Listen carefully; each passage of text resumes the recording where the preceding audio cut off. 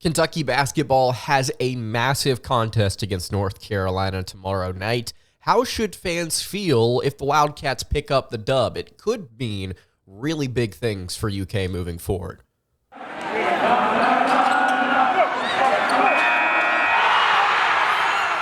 are Locked On Kentucky, your daily podcast on the Kentucky Wildcats, part of the Locked On Podcast Network, your team every day. All right, what's going on, Big Blue Nation? Welcome on into Locked On Kentucky, your daily Kentucky Wildcats podcast. I'm your host, Lance Dawe, writer for Sports Illustrated for various SEC-related things. But on this podcast, we take a dive into all things Kentucky athletics. Today's episode is brought to you by Game Time. You can download the Game Time app, create an account, and use code LOCKEDONCollege for $20 off your first purchase. On today's episode of Locked On Kentucky, we are going to discuss the hypothetical, what if Kentucky beats North Carolina tomorrow? Obviously, this is a very realistic possibility. Most outlets have the Wildcats somewhere around a 45 to 50% chance to win this one. If they do end up winning it, I think it could mean really big things for Kentucky and their momentum moving forward. Thank you so much for making Locked On Kentucky your first listen every single day. I want to remind everyone out there that we are free and available on all platforms. So let's go ahead and get into it. Kentucky versus North Carolina. Huge showdown this weekend among a ton of other really good games that are actually going to be occurring. This one happening at 5:30 Eastern time on CBS, part of the CBS Sports Classic. The other two teams, by the way, in this Classic that are facing off against each other, Ohio State and UCLA. UCLA kind of fallen off this year, at least statistically, according to Kim Pom. Not as good as they were last season when they won over 30 games. But that's besides the point. What I want to discuss here today is a matchup that I actually previewed yesterday with Isaac Shade of the Locked On Tar Heels podcast, and he and I both agree these teams are very similar statistically. They do a lot of similar things on offense. They both shoot the three ball well. They both run with a lot of pace. Defensively, they're almost identical in the way that they operate overall. Their adjusted efficiency is just a hair off of each other. Kentucky's just slightly worse. But when you look at these two teams as a whole, I think the big thing that separates them is the experience. North Carolina right now is currently fourth in the country when it comes to average experience per player in their rotation. 3.17 years.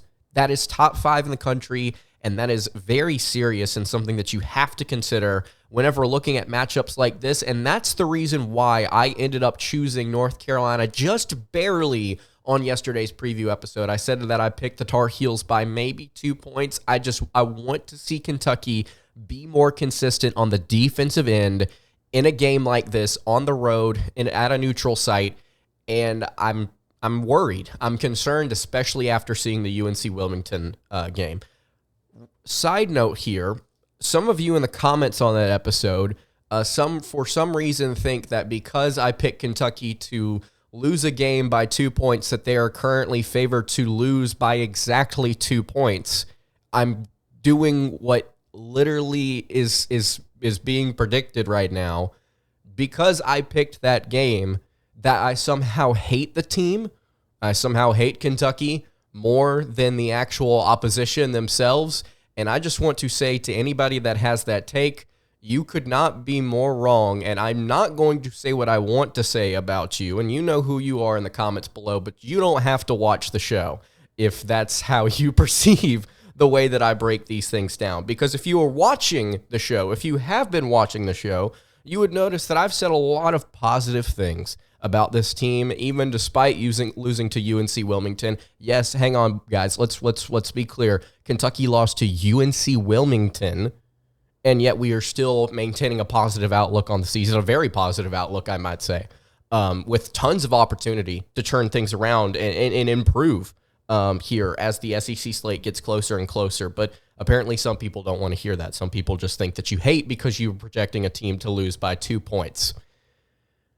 What a moronic take. Anyway, Kentucky has an opportunity to secure their what would be right now their second biggest win of their non-conference. And why is it their second? Well, all the way down their schedule on February 10th, they end up playing Gonzaga at home, currently inside the top 15 in the KenPom rankings, North Carolina just outside of that. Kentucky, I want to be very clear here, despite me picking against the Wildcats yesterday, and this is something that I've said for almost a month now, by the way. This is something that I said when I believe after the St. Joseph's game. I'm like, okay, let's predict the rest of the schedule, the non-con schedule. And I said that we'd beat Gonzaga and we'd beat everybody else, but that we would lose to North Carolina. Oh, at a neutral site. Oh, whatever. Sue me for picking a game. But Kentucky, I want to be clear, they have the tools, they have the talent, and they have the ability to win this game, and they have the ability to win this game by 10 plus. They have the chance to go out there and shoot as well as they did against Miami and close out on North Carolina and play really good defense without fouling. They have the ability to do that. They absolutely do. But let's say hypothetically that they do end up achieving that. Let's say that things come together. Let's say that Kentucky ends up playing much better defense and they get a win against North Carolina, which they've in the most recent game, we talked about it on the preview episode yesterday. Kentucky dominated that game, and I was not expecting domination then. I think I picked the Wildcats to win that one, but that was unexpected domination against the Tar Heels in 2021. Let's say something like that happens again. Look ahead to this schedule. Louisville, Illinois State, and then you open the season on the road against Florida, then you play Missouri at home, and Texas A&M on the road. Let's stop there, because then it gets a little bit easier. Let's stop there. I'm not going to sit here and tell you that those teams that I just listed are bad outside of Louisville. I'm not going to sit here and tell you Kentucky should cruise through that stretch. In fact, going to Gainesville and going to College Station is going to be very, very difficult. Let me make that clear. But if you do beat the Tar Heels, convincingly or not, you have the opportunity to seize momentum with Ugonna Onyenso possibly already back and ready to go. Your roster is complete. Big C's probably not playing this year. And you can step forward and say, okay, Louisville sucks. Illinois State is not a great basketball team. Florida is good, but they've not been as consistent as we would have expected them to be to start the season. A couple of losses to some solid teams, Virginia, Baylor, and then a somewhat confusing loss to Wake Forest. You beat East Carolina by 5, by the way, in their most recent contest. That was a really close one. We'll see how they play against Michigan, who is their only legitimate opponent before they play Kentucky. And hopefully they don't lose any others before that, because we as Wildcat fans know you can randomly drop a game to UNC Wilmington. But Florida is not as potent, at least I don't think, as they were to me weeks ago.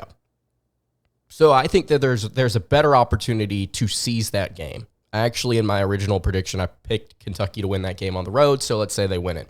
Then you could be winners of 4 straight. Against Missouri at home, anything can happen in Rupp. Like I just said, we just saw it. But let's say, for argument's sake, Kentucky's able to win that one. You could be 5 in a row. And then against Texas A&M, who is so offensively confusing. They are so inconsistent. And against Memphis, that first half, I watched the majority of that game. I am confused at the way that Texas A&M operates without Wade Taylor on the floor, and I'm confused sometimes whenever he is there, because offensively, they do some things sometimes that make no sense. They are really not a good three-point shooting team, which I think benefits Kentucky when you talk about stylistically the way that they play. Texas A&M really good at grabbing offensive rebounds, but that is honestly about it. They get to the rim, and they score pretty well there. They don't turn the ball over, and they grab offensive rebounds. They play Houston, which is going to be a really interesting contest to watch before they play Kentucky. But you have the chance, realistically, to win your next 6 games if you start this one off with a win against North Carolina. You can churn yourself on mentally because you have the pieces. You have the talent, you have the ability, and you're complete. Ugonna Onyenso is going to be back over these next couple of games. Whether the rest of the SEC and the rest of the college basketball world likes it or not, Kentucky's about to finally get their best defender, I think, on the floor. Will he play against North Carolina? I want to give my final thoughts on that. I want to kind of share my opinion on what that could look like in just a second.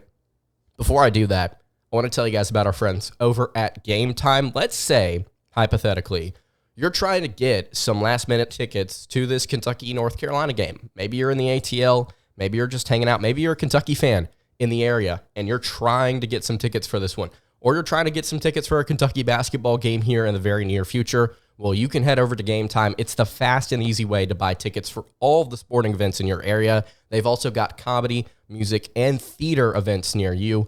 Killer last-minute deals, all-in prices, views from your seats, and their best price guarantee means Game Time takes the guesswork out of buying tickets. You shouldn't have to worry when you're buying tickets for your next big event, and thankfully Game Time has got you covered. They have deals right up to the start of the event. So let's say you're in Atlanta tomorrow, and you're trying to get some of these tickets at the very last minute. Sometimes even after an hour it starts, you can find these tickets on Game Time. It is the place to find last-second seats. You can take the guesswork out of buying tickets with Game Time by downloading today the Game Time app, creating an account, and using code LOCKEDONCollege for $20 off your first purchase. Again, create an account and redeem code LOCKEDONCollege for $20 off. Of course, terms apply. You can download Game Time today.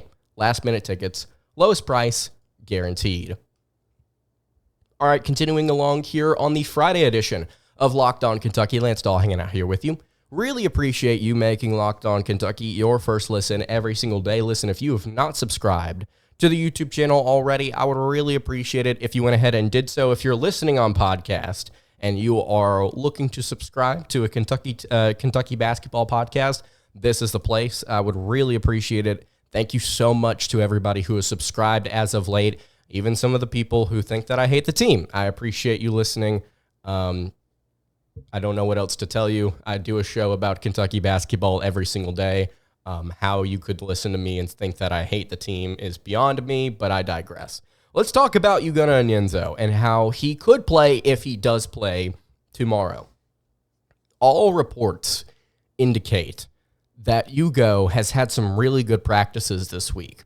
At least if you go online and you see what other beat writers are putting out, talked to a couple of them myself. Yugo's had a couple of really good practices.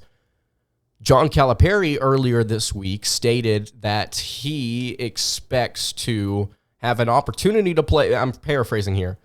Has an opportunity to play Yugo, but long story short, the way that he talked about it doesn't necessarily inspire me to sit here and confidently say Yugo is going to play against North Carolina. And if he does end up playing, he's going to have some sort of significant role. Coach Cal essentially said, yeah, he's going to be there if we need him, and we may end up needing him because North Carolina's big and physical down low. And I am going to guess, I'm just going to speculate here for a second. There's no information that I've been given that would lead me to this conclusion, nor has there been any information that would stray me away from making this conclusion. This is just my guess. I think Yugo's going to play against North Carolina. I think he's going to play, and I don't think he's going to play a ton, but I think he's going to be out there. And Kentucky needs it. I think they need a solid defensive presence on the court for once in their young season. Aaron Bradshaw has done a couple of good things. He had, I believe, 3 blocks against Penn. Had some solid moments, also had some really bad ones. It's his second game. Of course, there are going to be things that you have to work through. Yugo, though, at 7 feet tall, 245 pounds, is physically the best player that Kentucky has to put down there at the rim and say protect it. Zvonimir Ivasic, if he is able to play, will also be somebody that you can stick down there. I don't think he's going to play this season. We'll have to wait and see. If he does, it will be a pleasant surprise to all, but it's looking like he's just here so far this season to just kind of practice and be ready in case the NCAA ever decides to clear him. Doesn't look like that's going to happen, though. Yugo, I think, can change the way Kentucky rotates or plays their rotation. It allows you to do a lot of different things once you start working Aaron Bradshaw and Trey Mitchell up to that power forward spot. It can change the way that you want to run your sets. It can change your pacing. It can change offensively who you get the ball to because Mitchell touches it so much and passes so much on the offensive side. It will change the dynamic, at least slightly, of what Kentucky wants to do. I know that we had an episode recently where we talked about what Coach Cal had to say once these 7-footers get into the lineup. And he said not much is going to change, although we will have conversations about how we operate Mitchell on the floor, maybe with one of these other 7-footers, because we don't really want to take him out of a center role because he's been doing so well there, pretty much is what he said. And I think that I agree with that to an extent, but you are going to see offensively, I think you're going to see Kentucky slow down just a little bit if they want to run some things through Bradshaw and through Onyenso. And I keep talking about Onyenso like he is offensively inept, like he can't do anything on that end of the floor. And he was very raw in his limited action last season, but I think he's going to have a chance to prove that he has gotten much better on that end of the floor. I think he's going to have the opportunities given to him, the touches, to showcase his ability to score at the rim. And so, therefore, I think Kentucky's going to be doing a little bit more posting up. I think they're going to be slowing things down just a hair at times. And it's going to change the way Kentucky wants to play. And obviously, like I mentioned earlier, it's going to change, I think, how they approach defending the rim and not allowing all these different back cuts and just drives and blow-bys to the basket. I think Kentucky will get much better with Ugonna Onyenso on the floor. At least I hope. We'll have to see against North Carolina. He could come out there. He could be really shaky against Armando Bacot and a couple of these really experienced UNC forwards, and we could see problems tomorrow. We could very well see that. But I'm banking on Ugonna Onyenso playing and making defensively an impact in his limited action because I don't think he's going to play a ton. If he does end up playing a ton and he does end up playing well, then obviously that's going to be really good for UK. So if you've got any thoughts on Ugonna Onyenso playing, leave it in the comments below. Or hit me on the socials at Locked On UK. Hey, by the way, this was just a random note I wanted to make about the floors for Kentucky. So as you all know, they updated the floors. They took the stickers off. They made it look more blue. It looks cool. They have decided after one game to pretty much go back to the old flooring because there were a bunch of dead spots on the floor for this new floor that they put in. And apparently it affected the gameplay against UNC Wilmington. I think it is what it is. I liked the new floor. I liked the new color of it. You can definitely see a difference. It's definitely brighter. It's more in your face, more lively. Feels like it's new. It's fresh. I enjoyed it. But yeah, you lost on it, and you're going back to the old floor, which is kind of funny in a way. But I want you guys to tell me what you think about switching back to the new floor. I liked the new one. If you guys liked the old one and you're okay with going back with it, let me know in the YouTube comments below or hit me on the socials at Locked On UK. Okay, I want to go to the net rankings. I'm going to talk about those for the first time this season, and it's not going to be a ton of numbers. I just want to give you some perspective on what they are, what it means, and where Kentucky is right now, because this North Carolina game is an opportunity to rise in these net rankings. Before I get into that, though, I want to tell you guys about our friends over at Prize Picks. It is the easiest and it's the most exciting way to play daily fantasy sports. I have absolutely loved using Prize Picks recently and all of these different NFL things that I've been doing. It's really gotten me into watching it a little bit more, to be honest with you. I can pick more or less on up to 2 to 6 player stat projections. I can watch the winnings roll in. So, for instance, I can see Patrick Mahomes passing yards, and I can see 305.5 yards. I can pick more or less, and I can do that for up to 2 to 6 different players, and then I can watch the winnings roll in. I can make that entry, by the way, in less than 60 seconds. I'm not doing a bit. Last time we talked about Prize Picks, which was on the show with Isaac yesterday, we talked about going to pick Lamar Jackson passing yards alongside a couple of other different things. I could do that so quickly during the ad read. I got on my phone and I went and I made the pick. immediately just like that. It is super easy, super simple. Love Prize Picks. They've got quick withdrawals. Like I said, it's easy gameplay, an enormous selection of different players and stat types. And it's not just NFL, by the way. They've got college basketball. They've got NBA. Whenever the MLB season rolls around, it's going to be back there again. Prize Picks, love them to death. Really enjoy playing with Prize Picks. You can go to prizepicks.com/LockedOnCollege. And if you use code LockedOnCollege, you can get a first deposit match up to $100. Again, prizepicks.com/LockedOnCollege. Use code LockedOnCollege for a first deposit match up to $100. That is Prize Picks. Daily fantasy sports made easy. All right, wrapping up the Friday edition of Locked On Kentucky. Lance Dawe hanging out here with you. Really appreciate you making Locked On Kentucky your first listen every single day. So, we have not talked about the net rankings yet on the show, and they've been out. If I'm not mistaken, we've not talked about the net rankings. If we did, I am completely forgetting about it right now. Some people don't like the net rankings. Some people do.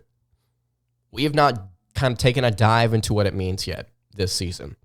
Allow me to briefly explain. For those out there that are confused, have no idea what I'm talking about, or have some idea of what I'm talking about, for those that do understand, just bear with.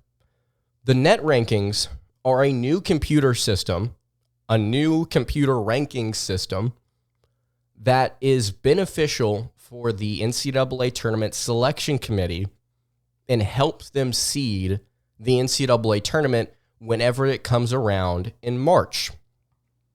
It does not immediately debut whenever college basketball, whenever the season starts. It takes a few weeks to collect data and to determine where certain teams rank, and then the net rankings will be released like a month or so in, and then everybody will begin to complain and say, hey, why on earth is X team somehow, let's take Indiana State, for instance. Indiana State, how on earth are they top 15 in the net rankings?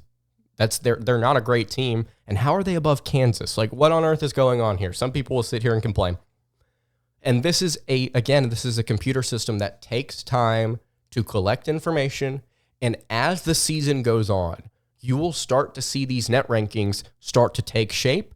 And by the time the NCAA tournament gets here, before they seed it, they'll take a look at it. And it's really accurate at the end of the year. I don't disagree with it much at all towards the end of the season. It is a tool. It is not the end-all, be-all. It is a tool to help the NCAA Tournament Committee decide how to seed it.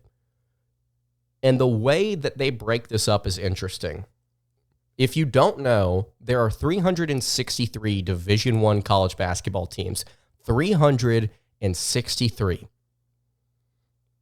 The way the net rankings break this down is by quadrants. They have 4 different quadrants. If you are in Quadrant 1, you are a part of the best group of teams in college basketball. If you're in Quad 2, you're right behind them. Quad 3, Quad 4, you get what I'm saying here.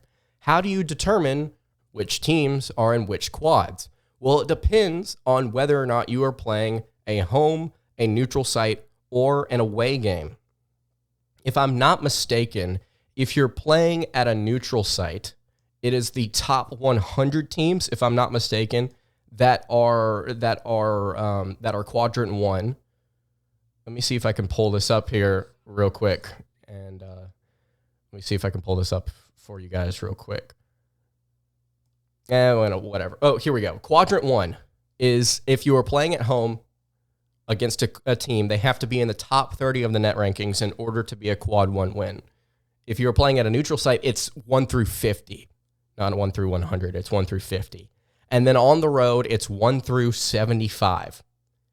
So Kentucky tomorrow is going to face off against North Carolina, who, if we look at the net rankings here, they are number 35. They're number 35 in the net rankings. So that would make them that would make them a Quadrant 1 game because this is being played at a neutral site, and they're in the top 50 of the net rankings. Make sense? I hope it makes sense.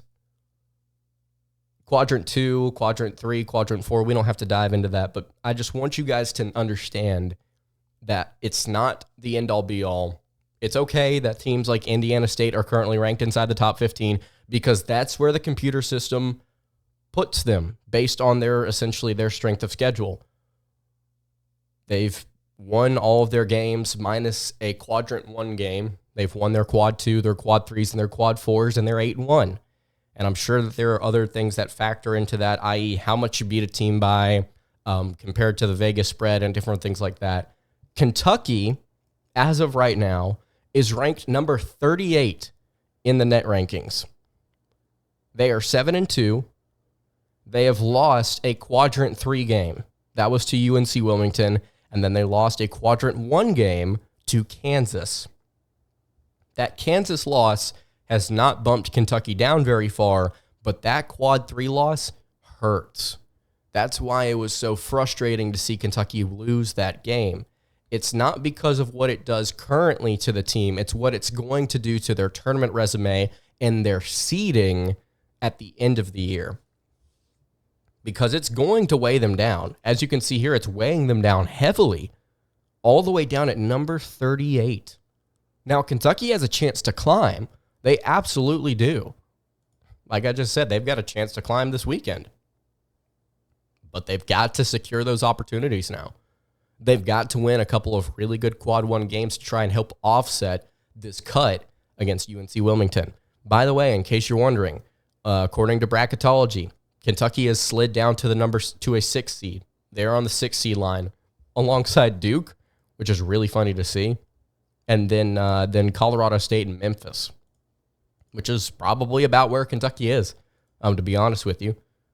So Kentucky's got some work to do, but they can absolutely make up some ground here and win some favor in the net rankings over the course of this game tomorrow against North Carolina, and then against teams like Florida and Texas A&M and even Missouri here to begin their SEC slate. So if you've got any thoughts on that, you can leave it in the YouTube comments below.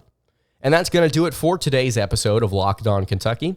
You can follow the show on Twitter at LockedOnUK. You can follow me on Twitter at LanceDawe_, and you can follow the show over on Instagram. That is at Kentucky Podcast. Any questions, comments, concerns, leave those in the YouTube comments below. Hit me on the socials. I will see you all on Monday for another episode of Locked On Kentucky. Hope you guys have a great rest of your day, and God bless.